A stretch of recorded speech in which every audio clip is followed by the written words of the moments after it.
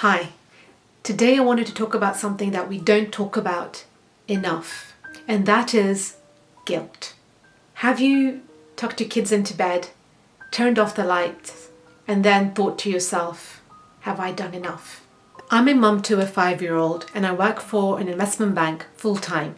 And I've asked myself this question so many times. Can you ever stop feeling guilty? In fact, it started from day one.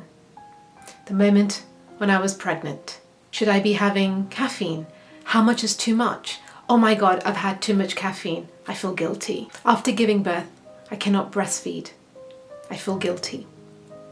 As she gets older, I compare myself to others who bake cakes and post them on Instagram, and I feel guilty. But then there is this constant niggling, guilt.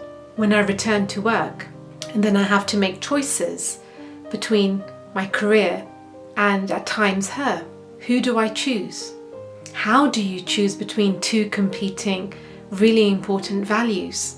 Your work and the other, your family and kids. And when those two collide, which one should take importance? How do you carry the weight of both? In this episode, I will share my reflections, my journey, and let me know what your thoughts are. Hi, welcome to my channel, A Spark Within. If you're like me and you love receiving practical tools with insights which you could implement today so you could lead a deep and meaningful life, then join me on this journey and hit subscribe now. So, let's talk about guilt. First of all, I want to start off by saying that we all feel guilty. Yes, let me repeat that. We all feel guilty. I do not like the term mum's guilt. Why should guilt be associated with a role? It frames guilt as only mothers or women should be carrying. It's only for a woman to feel guilty. It puts us in a box that to be a good mum, we should be having mum's guilt. So here's the truth. We're human and we all feel guilty. If you don't feel guilty, you're not human. We all feel guilty. It is human nature. But what we do with it is the key. We need to be curious about that feeling and not carry it like a badge of honor. Why do we feel this way? And it's because we're constantly choosing. Every choice means we're leaving something behind. If I stay at home, I worry my career will not be progressing. If I return to work, I worry I'm not present enough at home. If I work late, I'll miss my daughter's bedtime. Everybody feels guilty because we are all making choices. It's human nature. And another thing, I do not believe in work-life balance. There is no such thing as balance. It is about choosing. We've been sold this myth that there has to be a perfect equilibrium. And there is this pressure then to maintain it. What I have learned is to ask myself, what is the most important thing that I need to do? And then that will allow me to make my choice. So this episode has my reflections and some tips on how I deal with it. And I'm still on a journey and it may not be perfect.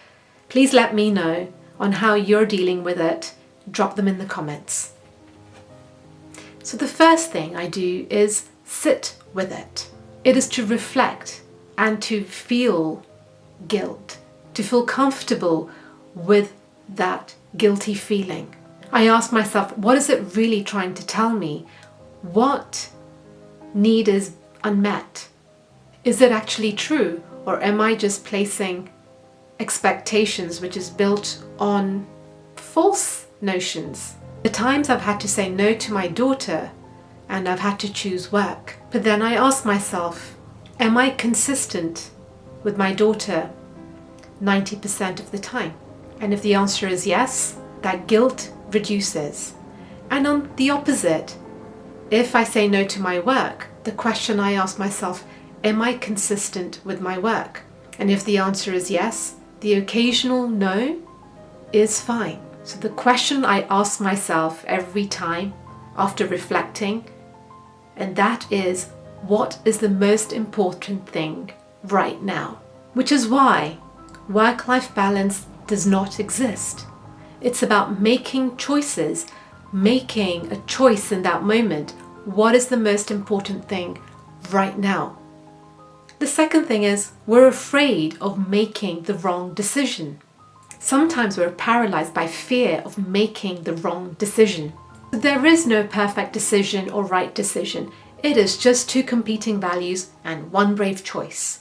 The key is make a decision, own it, and be brave enough to own the consequences.